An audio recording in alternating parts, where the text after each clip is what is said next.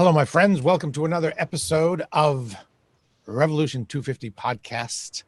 It's Revolution 250 is an organization dedicated to commemorating the events leading up to the Revolutionary War. I'm Bradley Jay, and our co-host is Robert Allison, history professor at Suffolk University and the chair of Revolution 250. And today's esteemed guest is Professor Serena Zabin of Carleton College. And we're going to talk about one of her many publications, the Boston Massacre, A Family History. And one of the other things we'll get to is a video game that the professor created that is related to the revolution called Witness to the Revolution, I believe. So thank you very much for being with us, Professor. Thank you for having me. And Bob, thank you too. Bob, why don't you kick things off? Thank you, Bradley. And thank you, Serena, for joining us. Why don't you tell us a bit about the Boston Massacre, A Family History, which really is a new take on this big event we all know all about. Yeah, I mean, we did think that there was everything was known that needed to be known about the Boston Massacre. It seemed like a pretty straightforward story of a number of soldiers with guns who were possibly provoked by a number of Bostonians, primarily young men in the street, and ended up shooting them. 5 of them died eventually, and a number more continued to be, suffer from the wounds the rest of their lives. And it seemed like a fairly straightforward story. And the story seems pretty straightforward, in fact, because it was told so vividly in one of the very, very few images we actually have from 18th century North America, which is Paul Revere's very famous engraving of what he called the Bloody Massacre, which he really clearly indicates that the soldiers are the ones actually doing the shooting, that that they were told to shoot by first their officer, who's standing safely behind them, waving his sword and urging them on, shooting into this crowd of, kind of well-dressed Bostonians. And if there's any doubt about whose fault that shooting really is, Revere makes it clear by indicating that it's not even only the soldiers who are at fault, but actually the British government itself. And so that picture, it's so vivid. It's in every single textbook. It's all over kind of early American history, that it gets to be difficult to imagine that there's another story there. We know, of course, we know pretty clearly, we've always known that that picture is kind of a piece of propaganda because of the kind of overblown pieces that Revere added to it. But we never really thought about what else he was hiding. We just thought about what the story was he was trying to tell. So I got really interested in thinking about what else happened besides this one story that Revere and the Sons of Liberty have told us for 250 years. What are some of the things that painting covered up? So the most important thing engraving, exactly, sorry, that engraving covered up was actually the richness of the connections and the extent of the connections between soldiers and civilians. So if you go back and take a look at that picture, freely available in all kinds of places, the center of the picture itself is this kind of white line of gunsmoke, the gunsmoke that's coming out of the soldiers' guns. And it looks like it's really dividing on one side of the street, the soldiers, and civilians from the other side of the street. But in fact, both what happened that night and the longer story of civilian and military relationships in Boston show that there wasn't any line dividing one side from the other. Instead, soldiers and civilians really gotten to know each other very well in the 17 months that the soldiers had been living in Boston, that both the night of the shooting, there were civilians right up close to the soldiers, talking to them, asking them about their families, how things were going. They knew each other by first name, but also they were bound together with all kinds of other connections.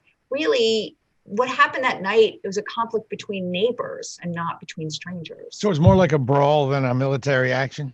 certainly wasn't a military action. And even a brawl might be a little formal for what really happened that night, I think. Yeah. Wow. Yeah, you found like 100 soldiers and their spouses who bring their babies to King's Chapel to be baptized in these 17 months. That's extraordinary. Yes. So when the soldiers come to Boston, one of the things that we forget, I think, a lot about the 18th century army is that it's a family institution. That actually the British Army, and for that matter, the French Army too, traveled with families, with women and children. They pay some of them to come. They actually pay wages and rations, but they also pay for their transportation as they're moving them around the empire. And then more women and children come than are strictly allowed, strictly paid for. But in fact, hundreds of women and children end up in Boston in 1768 when the troops come. And then they continue to have children. And indeed, the soldiers who are not married marry in number. There's about 40, at least 40 marriages in the churches alone between local women and British soldiers that happened in that 17 months. I'm sure there are many, many more. Actually, that's a pretty conservative count. But then when they have children, they bring their kids to the local churches to be baptized. And they often ask locals as well as their kind of friends among the troops to act as godparents. So they create these fictive families, right? In the way that godparents do. Was there any other motivation than just being with the family to come here? Was it considered a great posting or was it not? And were there opportunities for women here that might not be in their homeland? Was it an exciting thing or a bummer? Yeah, that's such a good question. So mostly North America is a bummer, right? People who are coming, and especially these troops who are coming either from Ireland, where they've been for quite a while and had families and were pretty settled, or indeed the 14th Regiment is actually coming from England itself. Most of them think of New England, and some of them go through Canada first, as a place with really wretched weather. And they're not happy about that.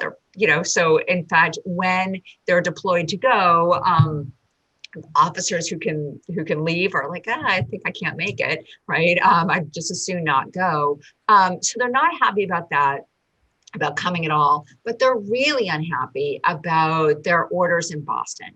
So when soldiers during peacetime are, there's not really supposed to be a standing army. And so often the British government is trying to figure out what to do with this army.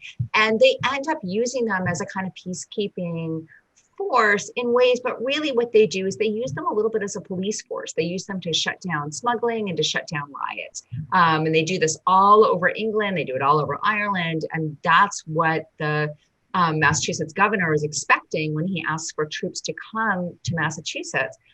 And the administration understands that this is one use of soldiers, but actually officers, and I think maybe even privates, really dislike this part of their job because the likelihood is actually that there is going to be a shooting, right?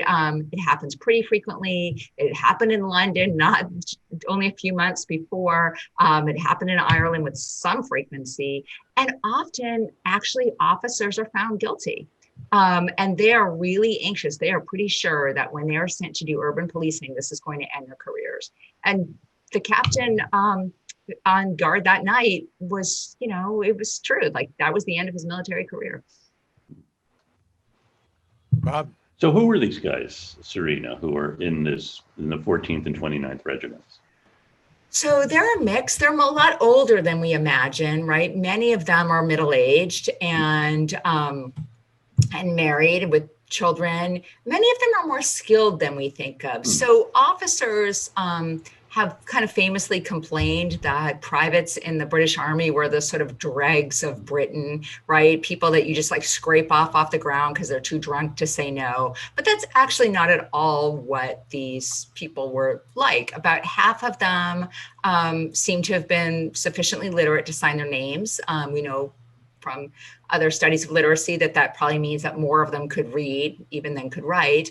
And many of them had some specialty. They were tailors or carpenters, so they had some skilled ability also. The Army, especially in a time of economic contraction, at least it offers a pretty regular set of wages, right? Not a lot and not as much as people would want, unsurprisingly, but people mostly in peacetime did choose to join the Army. They're not drafted. It is a lifetime commitment, but it's also pretty easy to get out of. I mean, you can just ask, and most of the time they let you go. Interesting. So, question about the women. Yes. How do the women that came with the soldiers differ from the local women? They grew up at different places. Well, in many cases, were the local women here considered more or less wild, more or less reliable, smarter, not as smart, tougher, not as tough? How are they different? Interesting question. I think they're not thought of as terribly different. I mean, the women who traveled with the Army were thought of by kind of, wealthy elite Bostonians, right? And other kind of political types. They also are thought of as like the dregs of the universe, right? They're thought of as just, pretty much women who are in it for the sex, right? Loose women who are, likely to lead a man astray. I think that's not at all what these women were. Most of them are women who are trying really hard to keep their families together. And that's primarily what they're doing there. They're working in this economy of makeshifts, just trying to make it all work for them. Boston women, I think, were seen as not that different. The divide between an English woman and a Massachusetts woman is not as big as the divide between a wealthy woman and a poor woman. That's the real distinction, I think. Did any of the officers have their wives with them?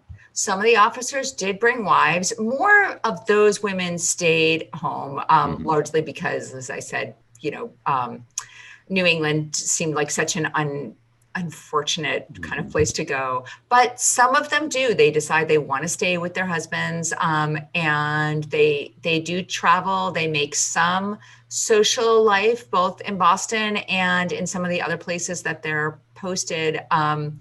And, they travel back and forth often. They have more ability to go home again than many of the privates because they pay for their own transport. Can we talk a little bit about Witness to Revolution, the video game you and your students are creating? Yeah, so Witness to the Revolution is a three-dimensional immersive computer game, very much under development, that grew out of the research for this book. So when I started trying to figure out the relationships between soldiers and civilians and started coming across these baptisms and marriage records in the churches, I wondered if soldiers and civilians had gotten to know each other because they were living together. As it happened, the soldiers, all the troops, end up living right in the heart of Boston, primarily because the Army rents spaces for them. Some warehouses that they turn into barracks, but very largely people's extra houses and spare rooms and basements and sheds and whatever. So soldiers are living all over Boston. And I thought, well, if I could plot where they're living and see where that is relative to the people that they're marrying or whose kids they're sponsoring, maybe I could figure out what those relationships were. So as I started plotting them everywhere, I realized that I was creating this pretty rich digital map. And I had some students working with me on it.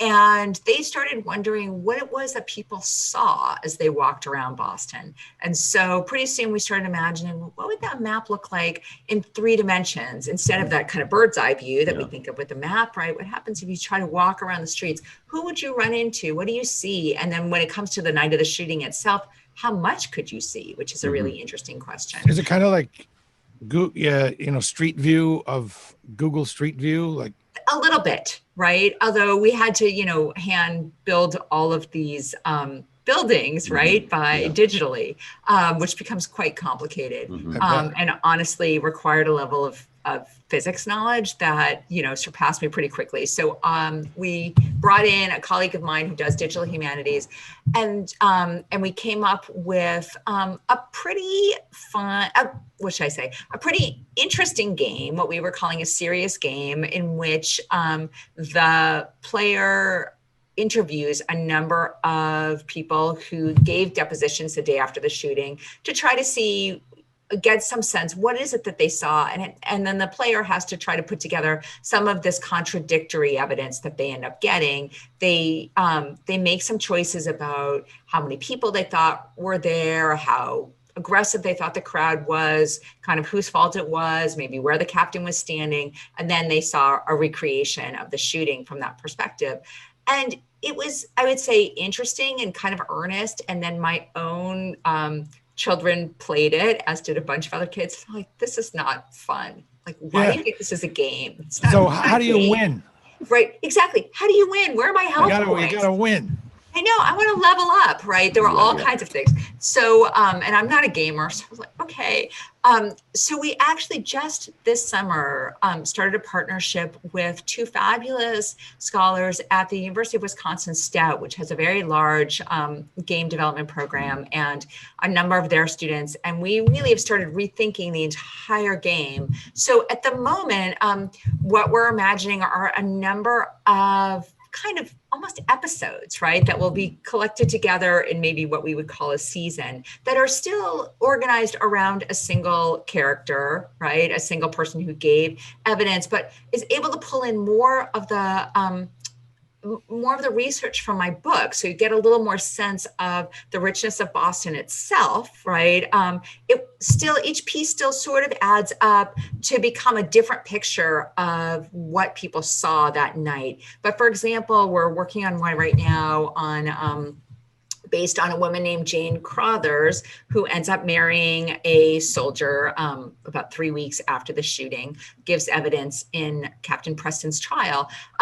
She was living at the Royal Exchange Tavern, I think probably working there. So one of the kind of tasks you have to do is, make flip, right? Which is a lot of fun because you stick a hot poker in it and it foams up. What is flip? So flip is a rum-based drink, right? That also has a little bit of citrus in it, some nutmeg, and as I said, also it has egg white, which then when you stick a poker or it actually has there's a more technical term that actually I can't totally remember right now, for the kind of hot iron that you stick in your drink and foam it up, it makes, a really impressive looking cocktail. So sounds like a very labor intensive drink. It's a pretty labor intensive Probably be pretty drink. Expensive. Well, rum is not that expensive, right? And it's only little bits of the citrus of lemon or orange, whatever it is you've got there. So it's a bar drink, right? It's labor intensive, but it's not necessarily ingredient expensive. So one of the things you have to do is make some flip and deliver it. And then another thing that you have to do is actually try to get some of the some of the soldiers' clothing, especially stockings, but other parts of their wardrobe, shoes too, actually are very hot on the black market, right? Clothing is a very expensive commodity. In my first book, I talked a lot about what I call the informal economy, ways in which people pawn clothing as a way of expanding their currency. It's kind of illegal, but not completely illegal. It's a little hard to shut down. There's no real laws against it, right? So it has to get shut down in other ways. And we do know that in Boston, there is a black market in soldiers' clothing, which I write about a little bit. I'm not at all convinced Jane Crothers was a part of it, but we sort of are bringing that into the story. So she has to sort of dart around the tavern, avoiding officers while she's trying to pick up these stockings. And so she has you have a few quests that you have to do, which is Quests. Satisfying to my 14-year-olds, Wow. right? Right. So you get something from that, and then she hears a voice, she goes out, she sees certain things, but that ends up being sort of much more as a cutscene, right? The Right. part that you do is an activity, a quest, and then you see what she saw. See. I'm Wow. looking forward to seeing this game when it gets It's gonna be a lot of fun. when it gets rolling. We're excited Yeah. about it. Sounds like you had a question, Bob. I was just going to ask where you find all of these great stories and where do you do your research? Yeah, so I did my research in all kinds of archives. So a lot of it comes from legal records, right? I spent a lot of time with the court records, and the court records show all kinds of things. So they certainly show things like theft and pieces like that. But also in Boston, one of the wonderful things about it is that the selectmen actually have a lot of anxiety about how much they're going to have to pay out in poor relief, right? In welfare. So they actually hire a guy to walk around and warn people who are not from Boston that they're not actually entitled to poor relief. And in fact, Cornelia Dayton and Sharon Salinger wrote a wonderful book about this. Robert Love. About Robert Love, right. And so Robert Love and some of the other people, but Love in particular, kept fabulous notes that he turned in that show up also in our legal records, of who he found in different places as he's walking around warning people that they're not entitled to poor relief. And so from those records, I figured out who is living where, how many people are living there, who else is in the house when he goes to talk to them. So lots of little tidbits like that. The most important piece really is are the records that I found in London, which are the muster rolls. So in order to figure out who's who, I really needed to know who's a soldier. After the officers and the privates were in Boston for a few months, actually the courts and the churches stopped identifying them really explicitly as soldiers, right? They might say instead of, John Adams of Boston, or I guess they wouldn't say that about Adams, but, Paul Revere of Boston, they might say something like, Ponsonby Molesworth living in Boston. That's a little hint that this is not a permanent resident, but they didn't necessarily say Molesworth, of the 29th Regiment. So in order to know who was who, I actually had to make a big database figuring out who are all the 2,000 guys who were actually in Boston, and then cross-reference them against all of the other records from the 4 years or so that there are soldiers in Boston. So that's the heart of the research. Did the integration of the soldiers into the community, particularly the unmarried soldiers who might date, if you will, or marry a local woman, did that cause a problem with getting the soldiers to be soldierly? It's going to be a lot harder to do your job as a soldier if you're almost in the family. You're expected to soldier, if you know what I mean. Right. Yes, absolutely. So there's a couple of problems there, right? Like one is absolutely, there are concerns about something that might look like divided loyalty. And the British Army is always worried about that. So they never really want to keep troops in any place more than 3 years because they really don't want them to put down roots. The problem is it's expensive to move troops. It's a pain. You need to have ships to do it with.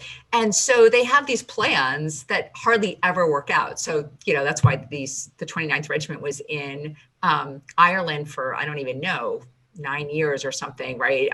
They leave troops in Minorca for 14, right? It's just too much of a pain to move them around. But they do worry that this might happen, right? That they're going to end up shooting or, trying to police their own people. They don't worry about it that much, though, not enough to do anything about it. But it is true that when soldiers end up marrying into local families, when they're supposed to leave, when they're redeployed, it really opens up some huge problems for them, right? What is going to happen? And in the end, I actually think that's maybe the most significant outcome of this whole shooting that comes to be known as the Boston Massacre, is that the troops end up being redeployed, right? One set rather quickly within a few months, one a few years later. But when that happens, basically people are faced with choices, right? Either the new wife, right, who's this Boston woman, can do something that we might call self-divorce, right? And stay home while the soldier leaves and create a new family. And there are women who absolutely do that. They remarry people that we know end up fighting in the Continental Army or sometimes even elected to Massachusetts state government. So, it doesn't seem to be a political problem for them, but it's presumably an emotional problem, right? Their children stay with them, or their children often end up in the poorhouse because they have a hard time supporting themselves. So they're apprenticed far, far away from their families. So women might stay. The men might decide that they're going to stay with their new families, right? So Which is did you get pretty much desertion? I was just going to ask that. Yes. So these women had to know what was going to happen, that the soldiers were going to go away at some point, yet they got married anyway.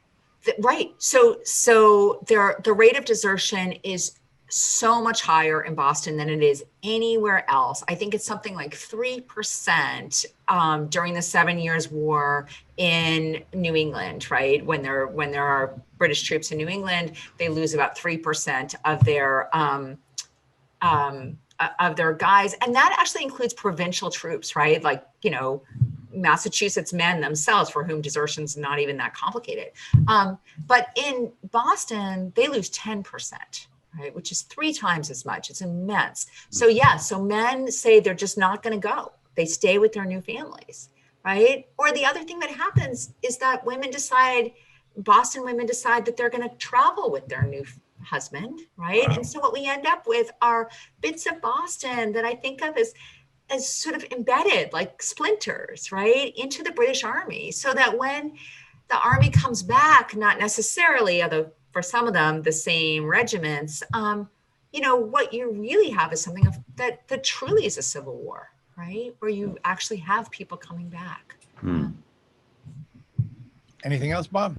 I just want to ask about quartering, because it's one of the big things we always talk about. So you mentioned briefly that they're in rented space. So what's going on with quartering of troops? So when the troops show up in Boston Harbor, which we see in that other, beautiful engraving of Revere's, that there's not yet clarity, I guess we might say, about where they're going to live, right? So if you're bringing in troops to try to kind of keep order and protect the governor so that he can do what he thinks is his job, he wants them right in front of, like, what we now call the old State House, right? What they then call the townhouse. He's like, I want them right in the middle of Boston where I'm doing my work, where we're going to keep everything calm. But it doesn't totally work out that way. And both his council, but especially the selectmen, understand this, because the law says, right, there is a quartering act and it's renewed regularly by Parliament. And it's very clear. And actually, there's a wonderful, fairly new book by John McCurdy called Quarters, where he lays this all out beautifully. But essentially, the law says that if there are existing barracks, soldiers have to be housed there first. If there are not existing barracks, then they have to be housed in public houses, right? In pubs and bars, whatever. And only after that, if neither of those options are open to them, can they be put into private homes. Okay. Well, Boston has actually a really beautifully newly renovated set of barracks right there in Boston Harbor, right, which we now know as Castle Island. And they had just raised the money just a few years earlier during the 7 Years' War to renovate it for the British Army. At that moment, the Army seemed really happy with it. So they're like, there's a perfectly lovely set of barracks. You can stay out here in the harbor.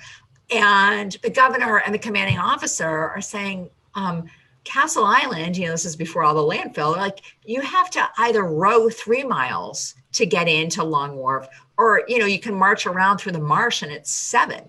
Like, that is too far, right? And so they argue about this. The governor says, no, there's no way they're staying out there on the island. So initially, the the officers marched the soldiers right up the Long Wharf and quartered them in Faneuil Hall, right on the Boston Common, and this is kind of a standoff, right? They're not putting them in private homes. They want to, but they're not. And the selectmen are really clear. They say, we understand what this law is. And, oh, officers, if you are going to try to put people in private homes, we will have you cashiered.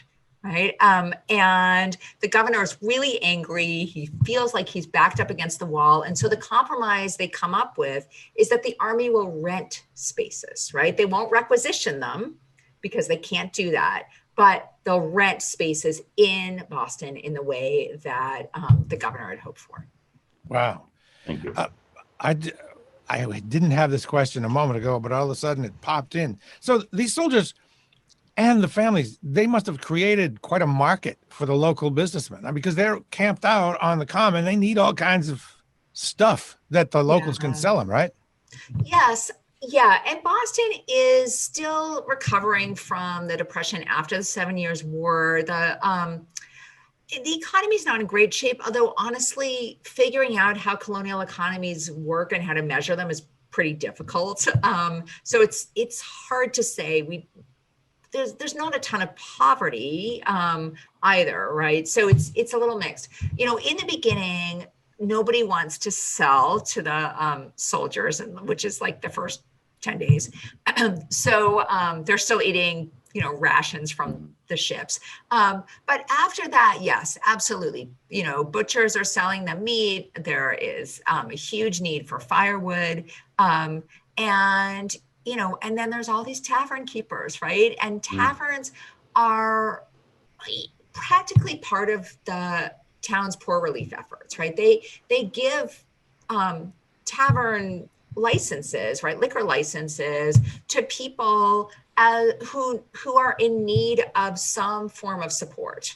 Right. And so these taverns are actually often run by widows who have nothing else, or men who are in some way incapacitated, often vets. Right. And so they those are the ones who get these licenses. And it's obviously taverns are big hangout places for all these men. Right? Wow. So liquor does well. Well, you are just a tremendous guest. Thank you so much, folks. Professor Serena Zabin of Carleton College, and we've been focusing on the Boston Massacre, as you know, and the book, The Boston Massacre, A Family History. And we also talked a little bit about what we hope is the upcoming video game, Witness to the Revolution. And thank you, Bob, as well, for being my co-host. And thanks to Jonathan Lane, the producer, who reached out and contacted you, I believe. Thank you, Jonathan, for all the work you do. That's it pretty much for this episode of Revolution 250, the Revolution 250 podcast. And thank you again very much. It's great to make your acquaintance. Thank you for having me on. Bye, all.